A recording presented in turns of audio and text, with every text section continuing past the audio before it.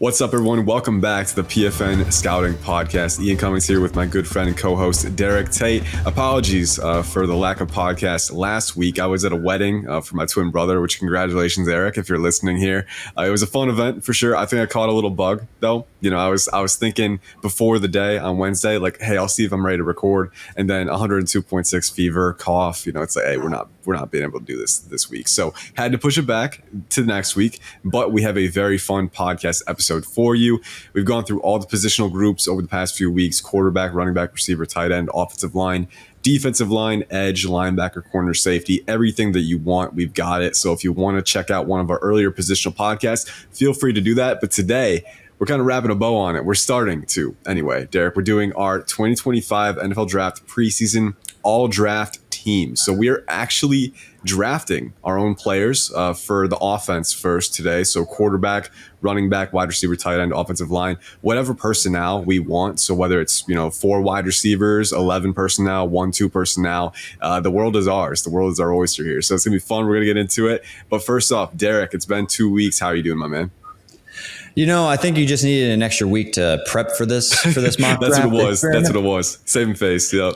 You're in my lane now. This is fantasy season, so I'm used to drafting lineups. So I get to put my GM hat on against one of the best in the business. So I'm stoked, man. I've been ready for this one for a while, but glad to hear you're feeling a little bit better and on the mend. Yeah, for sure. The cough is still lingering a little bit, so let's try not to laugh at if we can avoid humorous situations, because that's when it gets out of control. No, it's fine. But yeah, we were actually talking, me and Derek, before the podcast. It's like, I think in the history of the PFN Scouting Podcast, this is the first time that we've actually done drafting, which is weird because it's a podcast about the draft. So we are finally putting the money where our mouth is, and we're gonna get it going. So first off, to maintain authenticity, Derek has procured a coinage of sorts, and he is gonna be the referee. So I'll call heads, but you're gonna flip the coin, and heads or tails, we're gonna decide who drafts first, and then it'll just be a snake draft from that point on. So Derek, flip the coin. Let's do this. It is tails. Ooh, all right. Actually. What you got? You want to draft first? All right. So when looking at this draft board and understanding that we're only going to be drafting one of each of every position, right? So one of the guys that stands out as the biggest positional advantage in this is Colston Loveland.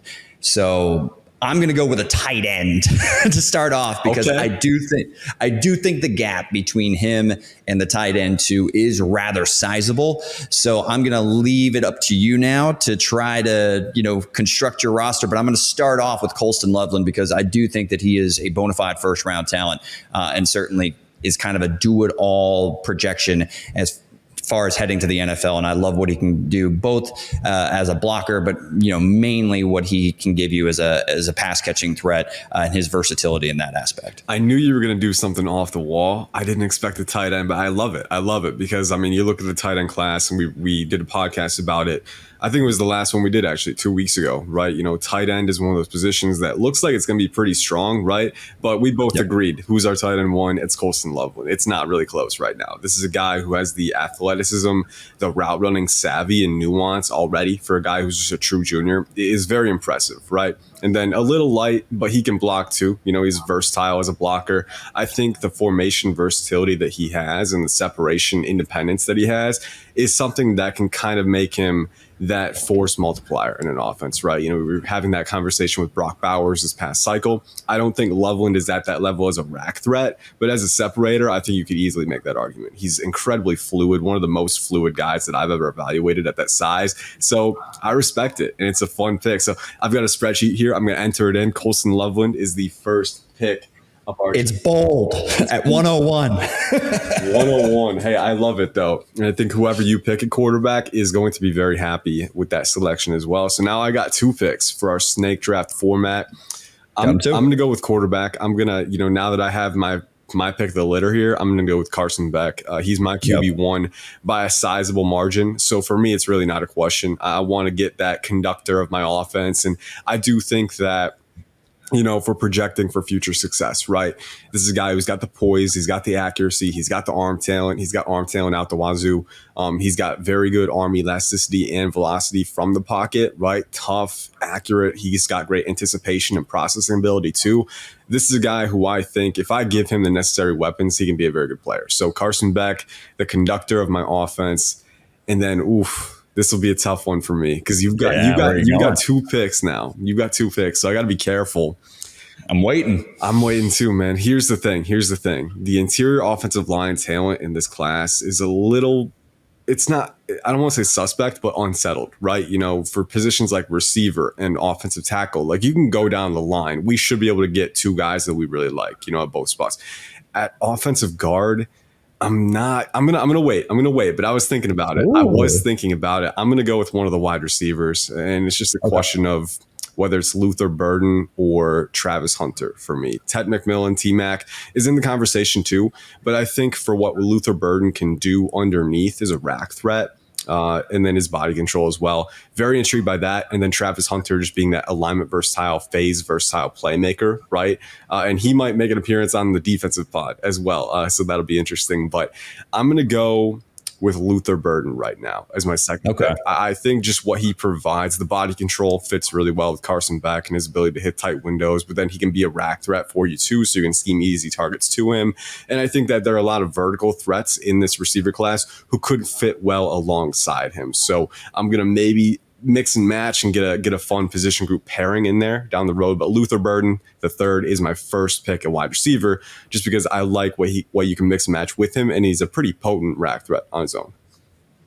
See, I thought you were probably going to go with Travis Hunter because I know that you have a lot of love for his projection as a wide receiver at the NFL level. So I'm a little surprised you went with Luther Burden, but I mean, it's hard not to love the pick. He's a hell of a talent. All right, so I'm going to go ahead and lock up Tetairoa McMillan. I think that he is, as an ex-receiver, somebody that I feel very comfortable putting out there on the outside and him being able to operate and give you a lot in contested catch situations. But he's a very underrated route runner, in my opinion, and can give you something as a rack threat as well. So I'm going to go with T-Mac as my wide receiver 1. Now it gets a little bit more interesting. I'm gonna build up front. Okay. I'm gonna build up front, and I think the interior offensive lineman prospects in this particular class aren't quite as strong. So I'm gonna get the best one available, and to me that's easier. It's Tyler Booker. Out of Alabama. So I got my guard. I got my ex receiver. So I'm throwing it back to you now, and I'm interested to hear what your thoughts are on those 2 picks. But I definitely want to make sure that I get an ex receiver, and I think that T-Mac has a great projection in that regard with his size, speed, movement ability, and obviously his excellent hands and body control. So there's a lot to love about T-Mac, even though you took Luther Burden, which kind of sucks. But at first, it's never exciting to be the first person to take a lineman, but here it is. Tyler Booker is as good as advertised. Yeah, for sure. And I think, I might have played into your hand by taking the first QB because now I'm not going to pick a QB and you can just stack your roster elsewhere, right? So, yeah, I may have jumped the gun there, but that's fine. I wanted to get the QB, and you're obviously, here's the thing with T-Mac and Colson Loveland in the same offense. I mean, 6'5" receiver, 6'5" tight end. That's a lot of size to contend with for opposing defensive backs. And Colson Loveland is a guy who you can put in the slot and he can go up against safeties, right? Like he can do that kind of, he can work that kind of assignment for you. So fun assignment, fun pairing as well. And then T-Mac, like you said, he can work the boundary, he can run routes, but then at the same time, being able to box guys out at the catch point, use that body control, the hands, really excited for whoever is the QB there. And you can just keep stacking the roster way because of that too. But Tyler Booker was one I was thinking about because he did grade out as a top 20 prospect for me on the interior line. That's pretty substantial, right? You look at that guy, 6'5", 352, right? And then he's got the lateral mobility. He's got pretty good hand usage for his age and experience level. And then the power in the run game. I mean, this dude can plow right through you if he's got his base aligned properly. So really fun player. I like a lot of what he has to offer. And I think that, getting that interior alignment early is a really good thing. So I'm all the way on board with that. Now, we can pick multiple players at each position, right? We're going wide receiver 1, wide receiver 2, wide receiver 3, correct? Yeah, I'm going 11 personnel. I'm tipping my hand. Okay. I'm not going with the fullback as much as there's some guys that I could think could be a really nice H-back. I was going to say, I'm going with 11 personnel. I was going to say, with Colson Loveland, you could go 1-2 if you really wanted to, because he's basically an extra wide receiver out there for some. So you could. I'm just saying, you could. Thank you. I'm going to maybe go 1-1 here too. I'm still thinking about it. We'll see how the board plays. But with my next pick, I'm going to go Travis Hunter again. I think, and this will be tricky. Can I have him for the defensive one too by default? No. You, pass him around like, hey, he's on defense. He's yours now. I don't know. We'll have to figure that out later. Maybe we can flip a coin for that one too. But I'm going with Travis Hunter. I think him and Luther Burden would be a really fun fit because Travis Hunter does actually have the speed to threaten vertically. I mean, he is a guy who can work on that plane.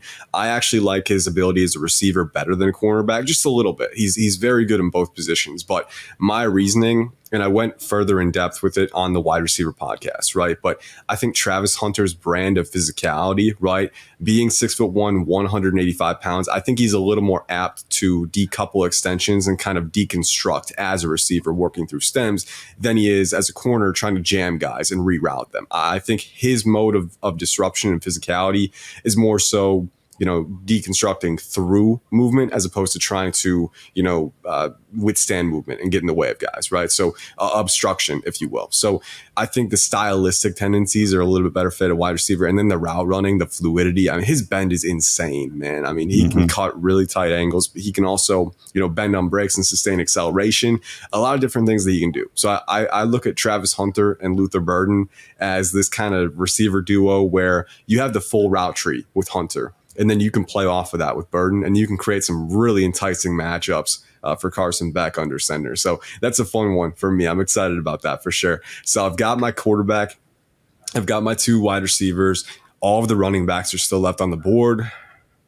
I'm going to go with offensive line here too. Here's the caveat though. Jonah Savai-Naya, Arizona. Ooh, I'm drafting him to be my offensive guard. I know he's an offensive tackle. He plays right tackle for Arizona. Okay. I'm going to move him inside to guard because of the scarcity of interior offensive linemen. Jonas Savai-Naya played guard as a freshman, I believe, at Arizona the full season. Yep. I'm kicking him back inside. I know he can play tackle. I think he could succeed there, but the energized athleticism, the explosiveness, the power profile, the really compact frame, I think he translates just as well on the interior. And I'm moving him down there because I know we've got a lot of offensive tackles left on the board too. So Jonas Savai-Naya is starting out my offensive line. And I got to say, Derek, I think he contends with Tyler Booker at least a little bit. I'm liking the look of this so far, but we're still pretty early on. I'm going to see how it shakes out. All right. I was planning on kicking Savai-Naya into the interior of the offensive line as well, but interesting pick. Okay. Well, I will go ahead and lock up my wide receiver 2 and the versatility. And it's a player that I thought that actually could have declared this year and probably been a day 2 pick. And that's Emeka Egbuka from Ohio State, a versatile piece that you can kind of move all over the formation. Love his game, and I actually think that he is going to be a versatile weapon getting into the NFL and can really fit into a receiver room at the pro level in a variety of different ways. So I will lock up Egbuka, and then I'm gonna go with Will Campbell at left tackle. So I mean, there is some depth at tackle, but I want to make sure that I'm at least addressing that position here early on, just to go ahead and make sure that I get somebody that I feel very comfortable as the cornerstone of my offensive line. We'll see how the rest of the board shakes out, but I am going to go with Will Campbell out of LSU. Okay. I like that for sure. I mean, a smooth operator, I think, is the terminology that we used for him when we were first talking about him on the podcast. Not the longest tackle, but apologies. We're still dealing with the cough a little bit. It's almost gone. It's still there. I wish it would just go away at this point, but we're on the tail end of it. I promise. Yeah, smooth operator, doesn't quite have the length that you would expect for a tackle, but I think he makes up for it with, again, the compact power element with him. Every power exertion, every extension is very efficient. And he's also very good at loading power in his hips and kind of extracting through good elbow load, right? I think the functional element of his power is very sound, and that allows him to get the most out of it on every rep. So Will Campbell's a guy that I like a lot. I'm going to go ahead and take his teammate here for my right tackle spot, Emory Jones Jr. We went through this on the tackle podcast, and by the way, also Emeka Egbuka real quick. I love his fit as that movement Z opposite T-Max X. I think that's a great fit. I think they play off each other very well. And Egbuka is a guy, if medicals didn't factor in, like, he would have still had a first round grade for me. So very sound player. Okay. I like him a lot. Yeah, he's still very high on my board. But Emory Jones Jr. is going to be my first offensive tackle pick. He's actually my OT1, preliminary OT1 heading into class. So Derek, I appreciate you letting me take him here. I appreciate you didn't have to do that. So I appreciate that. But 6'6", 320. He came in the same recruiting class as Will Campbell, and they've actually both been starting pretty much since that time for 2 years. So very impressive duo that the Tigers have. And I think Emory Jones Jr., what really stands out with him is that he's not quite as nimble as Campbell. That's a high bar to clear. Campbell is very nimble.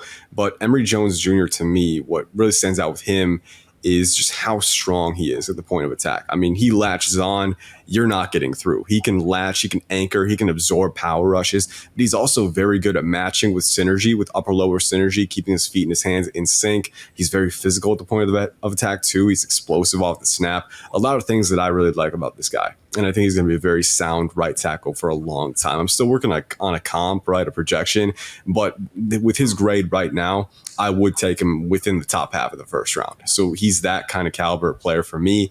Getting him a right tackle is a big boost for my offense. So I'm going to go ahead and do that here. I'm thinking about running back, man, but at the same time, they're all still on the board. I don't think you're going to pick the guy that I want. So I think I've got some security there. Now that I said that, I could be digging a hole for myself. We'll see.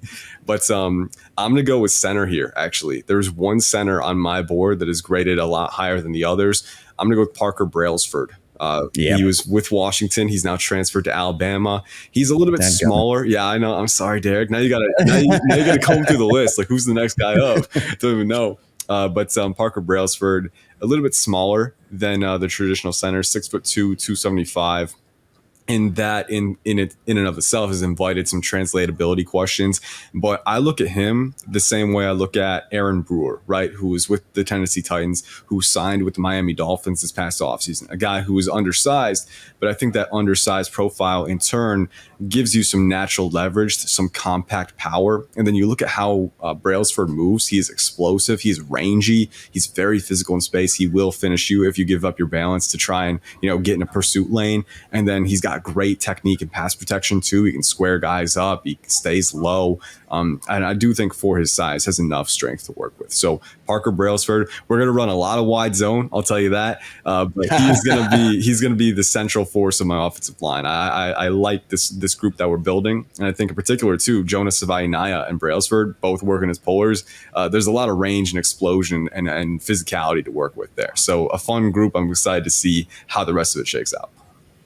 Yeah, no, I was hoping Parker Brailsford would still be there when it came back around to me. But I'll go ahead and continue to address the offensive line. I'll go with Kelvin Banks Jr.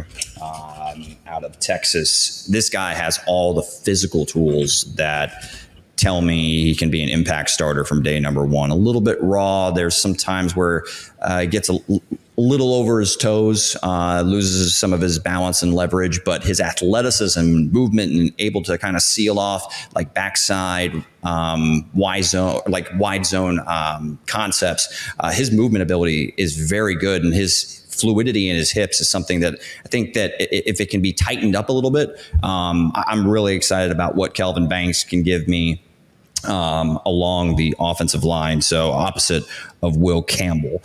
So now, I mean, I'm looking at, I do have myself Tyler Booker, who is the anchor of my interior offensive line. I'm going to go ahead and I'm not sure if I'm going to put him at guard or center yet, but I'm going to go with Tate Ratledge out of Georgia. Okay. I like that. So, I mean, again, he's somebody that very well rounded, I think very well coached, can do a lot of things well, and feels like a nice plug and play movement piece along the interior of my offensive line for that Georgia, along that Georgia unit. So I want to make sure, because I've got 2 more spots to fill. He fills one of those spots, whether he's going to be flexed into center or stay at guard. I'm going to go ahead and make sure that I'm beefing out the rest of my offensive line before you can take the best center that was on my board right ahead of me.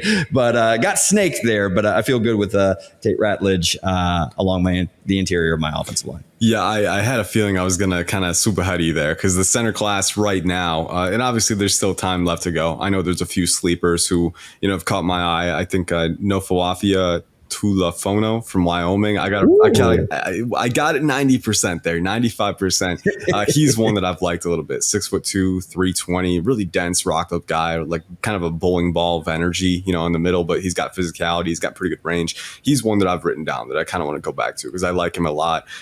Gus Hartwig from Purdue has some merit. Mm-hmm. I know a very good locker room addition. I know he's got enough athleticism and strength. Brian Stevens from Virginia is another one as well. So there is depth down the board, but right now I think looking at who has the early round potential, Parker Brailsford is probably the one that has the most attention right now, just because of the range, the athleticism. Even though he's undersized, there is a lot to work with there. So, I'm curious. There are still a lot of options, and I think you can wait on it now that I picked my center. So there's a silver lining at the very least.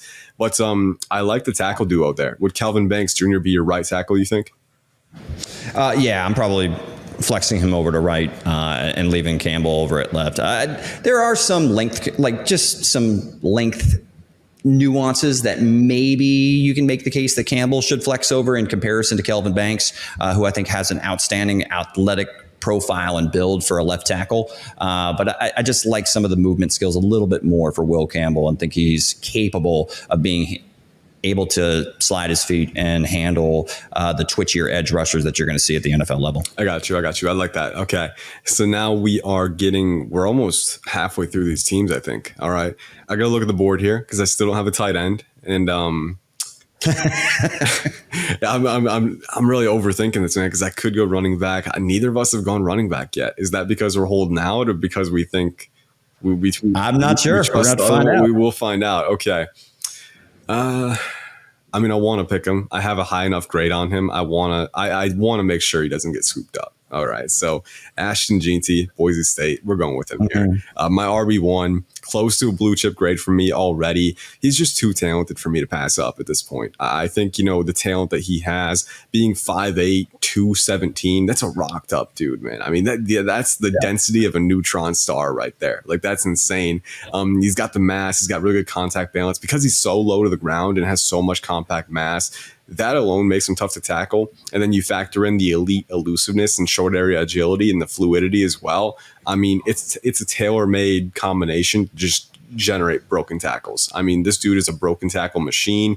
And then he's a great route runner too. I think the one thing is that he's not a great pass blocker, right? But naturally at that size, you're not going to be able to obstruct high-end power rushes, right? It's just not going to be in your toolbox. But Ashton Jeanty's creation ability, his vision, his instincts, his spatial awareness, and then the contact balance, the tackle breaking ability that he has, both naturally and just from a skillful perspective, all of that is just way too compelling for me to pass up at this point. So we're going with Ashton Jeanty. He is my RB. And I'll tell you what, getting Carson Beck and Ashton Jeanty and Travis Hunter, my QB1, RB1, wide receiver 1, I'm pretty happy with that. I know I wasn't able to get Colston Loveland, which, looking back, that was actually a pretty savvy pick, picking him 1-1, because you got the guy who was at the top of the food chain at the tight end position right then and there. So I like it. I like the pick for sure. I'm going to go with my tight end here. I'm going to get my tight end, and my tight end 2 is Terrence Ferguson from Oregon. I think he's a very solid, well-rounded player. 6'5", I want to say 250, a little bit over 250 maybe, but he's a player who really caught my eye and kind of surprised me when I watched him in depth. I think first off, he's explosive. I think he's got great foot speed and short area energy for his size, more than I saw with guys like Mitchell Evans, other guy, Luke Lachey, right? I think Terrence Ferguson takes it up a step with the foot speed and the energy that he moves with. He's a great route runner. I was really impressed with not only his spatial awareness, but how he uses targeted physicality to compound separation against guys. He can box out. He can win at the catch point. He's got some rack ability, not an elite rack threat, but enough to work with. And then he's a great blocker too. So if I'm getting into 11 personnel, 12 personnel, I know I can feel comfortable about him being that extra blocker and giving the effort. So Terrence Ferguson, I know he's not quite as flashy as Colson Loveland, but I think he's a guy who can be a pretty solid tight end one. So we're going to go with him here. I like it. So I'm surprised we both haven't filled out our 11 personnel, our final wide receiver. And I was really hoping you left this guy on the board for me because I think it rounds out exactly what I need for this receiver room. And it's Isaiah Bond from Alabama. Instant accelerator. I think that there's a lot more route running nuance than he probably gets credit for. His ability to be able to get in and out of cuts and accelerate back to top speed in the blink of an eye is certainly there. So he has enough rack ability to be able to work underneath. So he's not just a vertical option. There's a lot to love about Isaiah Bond's game and, kind of fitting him in because I want to diversify my receiver room, right? Mm-hmm. I want to make sure that I have an X. That's why I went with T-Mac, and that's why it's important for me to kind of prioritize getting him over Travis Hunter, and then, like you said, a movement Z with Ibuka and Isaiah Bond who can operate out of the slot, or we can kind of mix and match pieces to threaten defenses on the vertical plane. So that kind of rounds out my receiver room to give me a deep vertical element. And then I know we're running out of players to pick or positions to have to address. So I will go ahead and finally draft my quarterback, Shedeur Sanders. I have him as my QB1 just ahead of Carson Beck. I really believe if you give this kid an improved offensive line and allow him to operate from a clean pocket, that he can do some great things. His ability to orchestrate an offense that we saw from the earlier portions of the Colorado season in 2023 make me feel confident. And he can also give you some off-script creation and extend plays that make me very excited about his projection to the NFL. Excited to see what he does in 2024. But I will go ahead and lock up Shedeur Sanders here in the 9th round. I feel good about it. Yeah, I was going to say the positional value has to be pretty spectacular at this point, right? In the actual NFL, that wouldn't be the case. So, but yeah, and you have your quarterback and your excuse me real quick. Oh my goodness, I want this cough to be going so bad. You guys, I know, listeners have no idea. The wide receiver trio is done. T-Mac, Emeka Egbuka, Isaiah Bond. I will say from a vibes perspective, that hits very, very heavily. You got Shedeur Sanders as well. And again, T-Mac being that X receiver who can man the boundary, Emeka Egbuka being the movement Z who you can scheme touches off motions and sweeps, but he's got a full route tree too.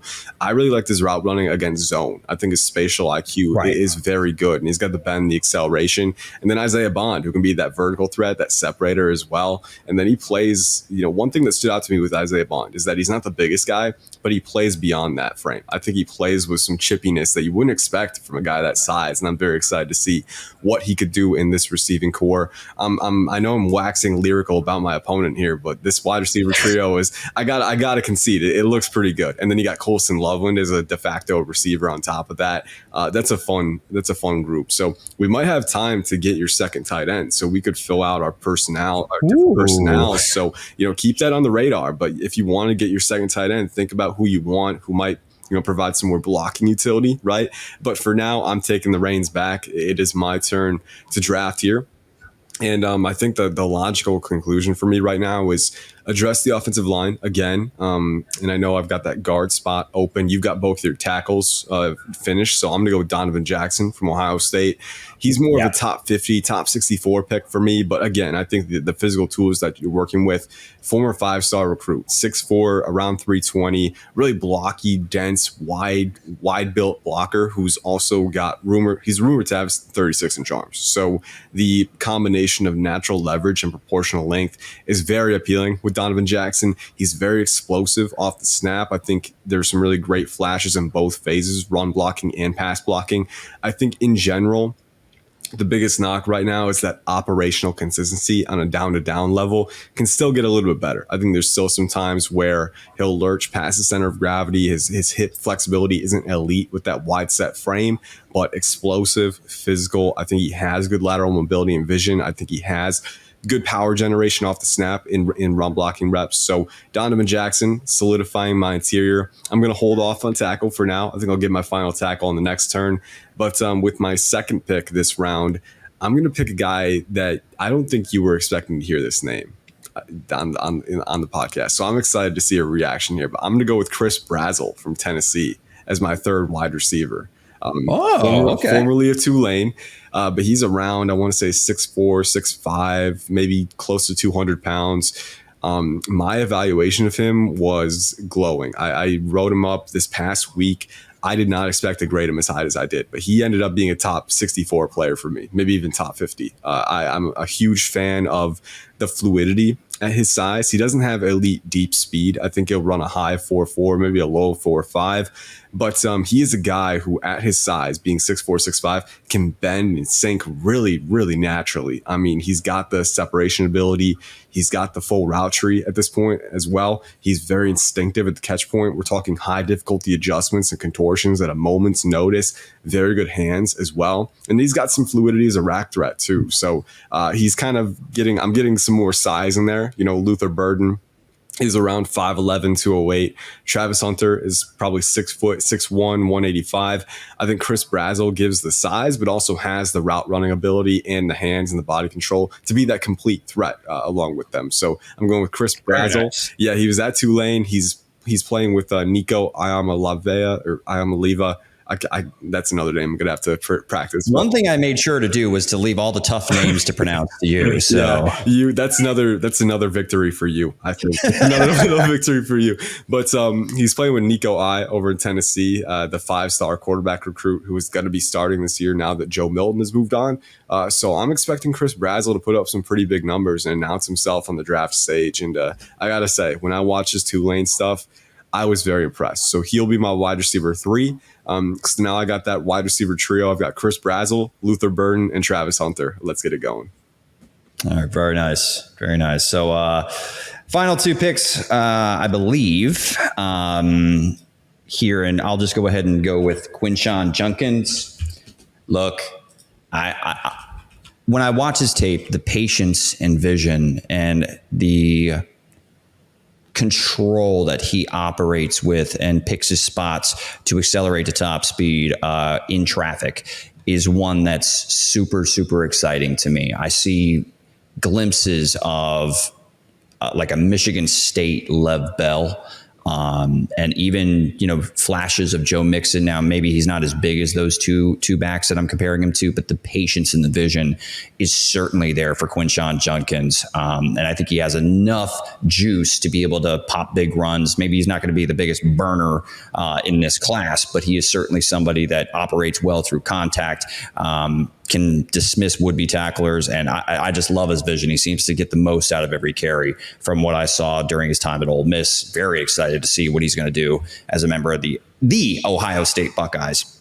And then got to draft somebody as an interior offensive lineman, and this is someone that I think that his lateral quickness is suspect out on the edge, but there's enough power in his game, and he's functional enough being able to pass off stunts that I could see him move inside to either guard or center, and that's Ernest Green III from Georgia. Okay.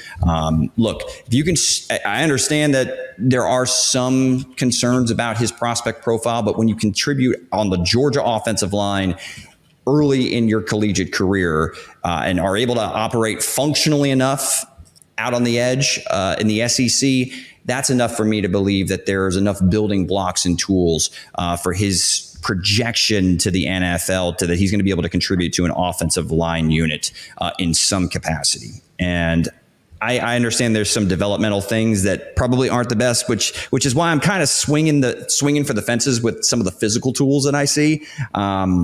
because I love the size. I do love some of the lateral agility in the initial punch that he gets. And I think some of his movement deficiencies out on the edge, as far as being able to widen out and get depth quickly, are negated when you move him into either guard or center, or at least masks those deficiencies a little bit better when he's operating on the inside. So Ernest Green III is going to be my last interior offensive lineman pick of this draft. Okay. Yeah, I was going to say I like that. When I wrote him up earlier in the summer, my takeaway was that I would probably move him inside to guard. So you could put Green at guard if you want and maybe experiment with Ratledge at center. Ratledge has a lot of experience just across his collegiate career, most of it at guard. So there would be kind of a learning curve. But again, looking at Ratledge, around 6'6", maybe 305, 310, I think his flexibility is a strong point of his game. Despite his size and his height, he can get low. He can win the leverage battle. And I think that's one of the things that I look for first when I'm looking at a guy who can transition from guard to center. Can he get low, right? Just, it's pretty simple, but it's one of those things you look at. If he can get low off the snap, if he can win the leverage battle, if he can keep and sustain that pad level through reps, that's a good thing on the interior. That's something you look at that can be a building block for, a more sustained role down the line. So, I like it. I like the experimentation, especially in the center class that is pretty uncertain right now. I think that's definitely a way to go. We've got some time. I'm looking at the clock here, 35 minutes. So why don't we just fill out our depth spots too? I think we each have one more running back and one more tight end spot. And all right, let's do it. Yeah, let's do it because, hey, you've got Colston Loveland. If you want to go 1-2 personnel, I want you to be able to do that. I know you're my opponent and all, but I'm a good sport. You. I'm a good sport. All right, so I got to fill out my tackle spot too. So my left tackle spot, I'm going to go with Fernando Carmona Jr. From Arkansas. He transferred to Arkansas from San Jose State this past offseason. And I think we talked about him on the offensive line pod a little bit, but 6'5", 324, dude is really explosive and energized as a mover. And I think that's one thing that really brought me to his game. But at the same time, too, powerful, again, really compact. And one thing that stood out to me was his torquing freedom. Some guys are a little bit more linear with their power output, right? Driving through guys. But what I like about Fernando Carmona is that, when he's engineering a seal block or a reach block, he can use that torque and rotational power in his frame to seal guys out, lock them out, and then impose his will. So a fun player. He's a finisher, a road grader in space. I think he'll set the tone pretty well, but I also like what he provides from an athleticism standpoint, along with guys like Jonas Savaiinaya, Parker Brailsford. All of those guys can get out in space and move and be a threat in that phase as well. So Fernando Carmona Jr., maybe some areas to refine his game, right? Maintaining pad level through reps, like we talked about with Ratledge. It's a very important thing on the interior. It's just as important to tackle too. So I want him to improve at doing that at Arkansas. But I think the raw talent is definitely there. So Fernando Carmona Jr. is going to be my left tackle. And then for my other RB, I'm just going to go with Ollie Gordon II. I know it's kind of unfair having him as my RB2, right? Because he's basically an RB1. But he can be the power guy, right? Ashton Jeanty is really strong against contact, but Ollie Gordon II brings that extra power element to the game too, with his long strider frame. So he could easily be my starter, right? At this point, I think we're just that's a bonus pick, but Ollie Gordon II, if I had to pick another one, it would be him. Well, now you got Ollie Gordon and Ashton Jeanty. Damn. I maybe would have prioritized running back a little bit more, but I understand. I appreciate you giving me an extra pick, but you found a way to get Ollie Gordon on your team, which is also the disadvantage. There's other names out there. Come on. We've been talking. No, I'm kidding around. I mean, Ollie Gordon's a dude, man. I think you could make a legit running back one overall case for him. He is just a solid player across the board. So if I'm going H-back, then I'm going to go with Tyler Warren. We talked about him on the tight end podcast, and I went on and on and on about his formation versatility, whether he can line up in line. I know that Theo Johnson handled a lot of those duties last year, but I'm interested to see if his role in that capacity expands.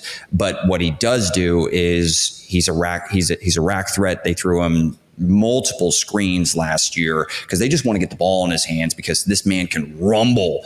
He's not quite Brock Bowers, but no one is in that capacity. But he can certainly give you a lot in that aspect. He's a physical presence, blocking out on the perimeter, whether you need him to stock block on screens or whether you need him to lead the way on some sort of toss sweep, which also gives him H-back flexibility. And that's the last thing I want to put out there is this man lined up all over the place last season because Theo Johnson was handling a lot of those inline tight end duties. Tyler Warren, he split out wide. He lined up in the slot. He lined up at H-back.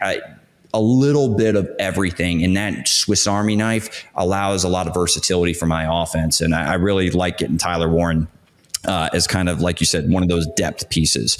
And then at running back 2, I mean, there's a couple guys in this conversation. Ollie Gordon would have been far more exciting, but I do want someone who's going to be able to give me something as a pass catcher and maybe give a different look to what I'm going to get with Quinshon Judkins, who's going to handle a lot of those duties. But I'm really torn between Trevor Etienne and Omarion Hampton. I'm going to go with Etienne because I do think that there's exceptional acceleration in his profile. He's an instant starter, change of direction.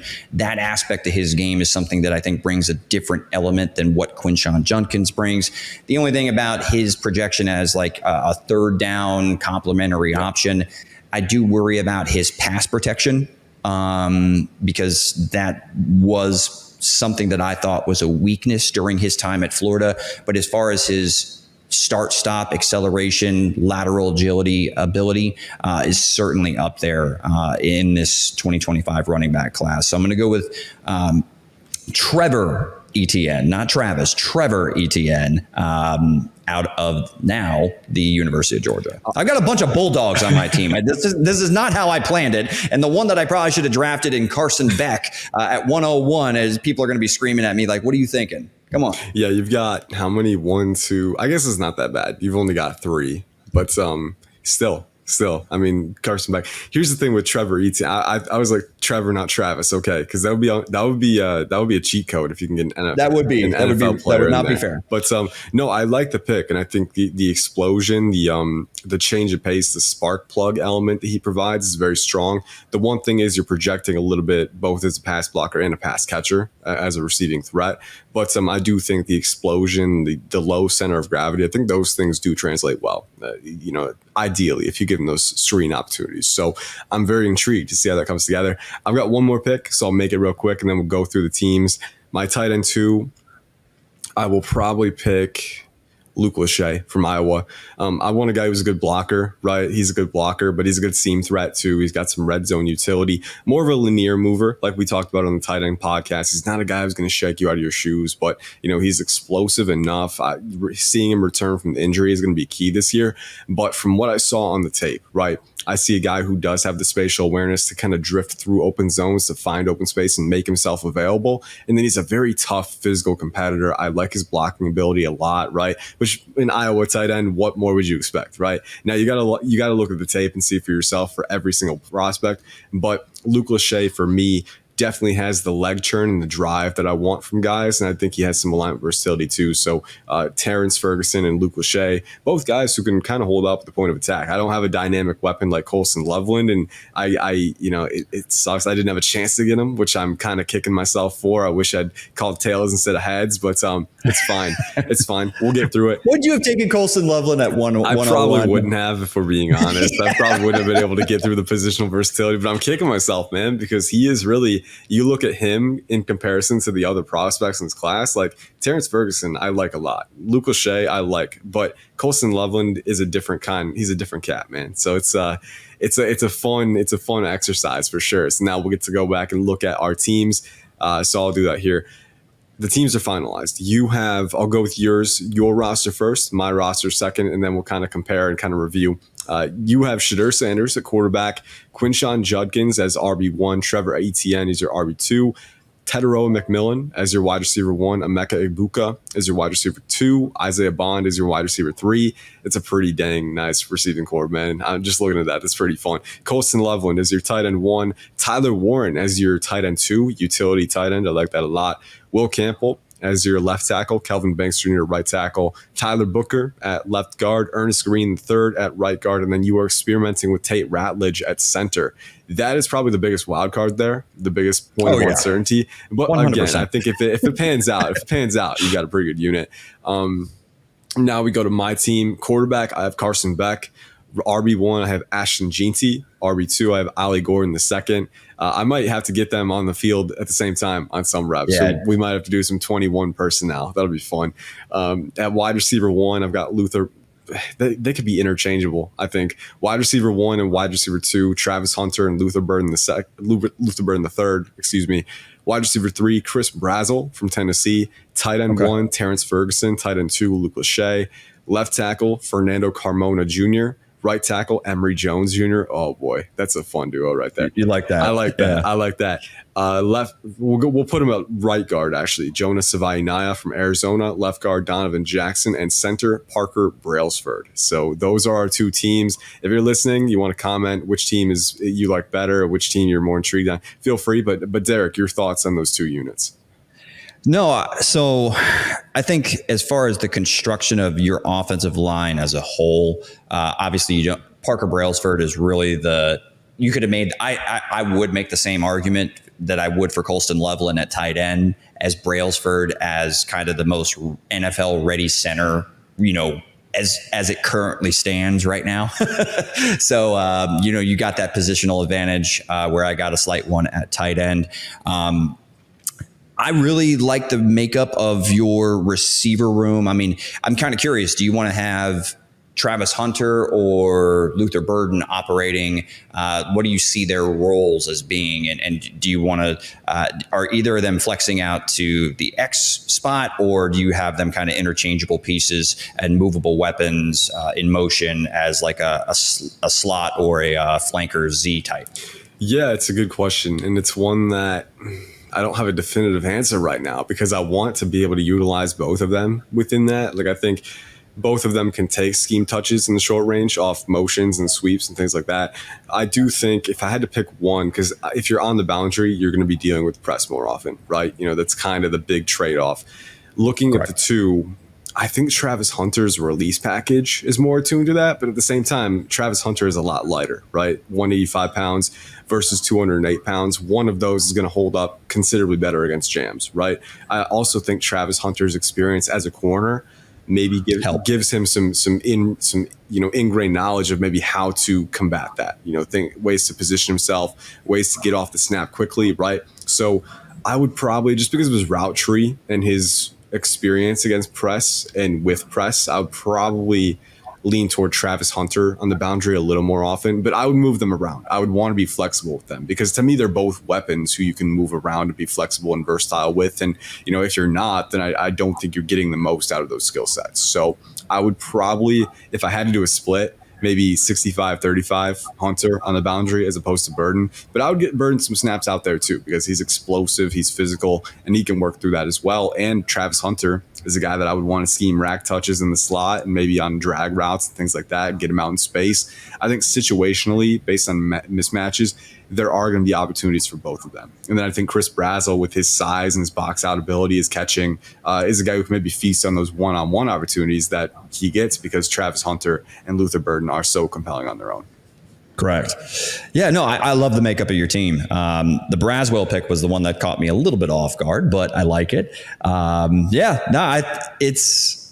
interested to hear what the viewers and our listeners think about, I guess who got the best of this experiment. So I'm just kind of curious, but I think both teams, have some dynamic playmakers along the skill position options, ball handlers. And then, obviously you have Beck as your QB1, I had Sanders as my QB1. So It was kind of like, that was one where it was like, no matter where we pick them, we probably know what's going to happen. Right. Yeah. Right. Yeah. So interested to see what the folks think. But this was a fun experiment, and interested to defense is going to be crazy. How we want to go ahead and what type of base alignment we want to have. And next week, got to tune in next week to find out how that one shakes out. Yep. Next week we will be back. I will not be sick.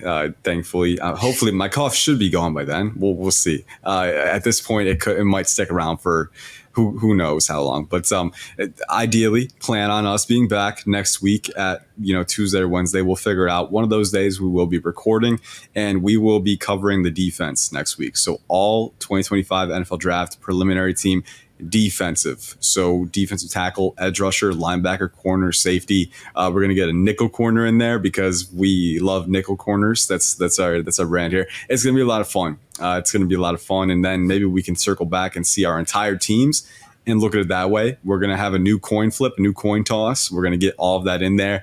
And it's going to be an exciting time. So thank you, as always, for listening. Again, any thoughts you have on this experiment, if you want to draft your own team with one of your friends and show us the results, feel free to do so. But we will be back with the defensive edition next week. So until then, thank you, as always, for listening. Peace out. Have a good one.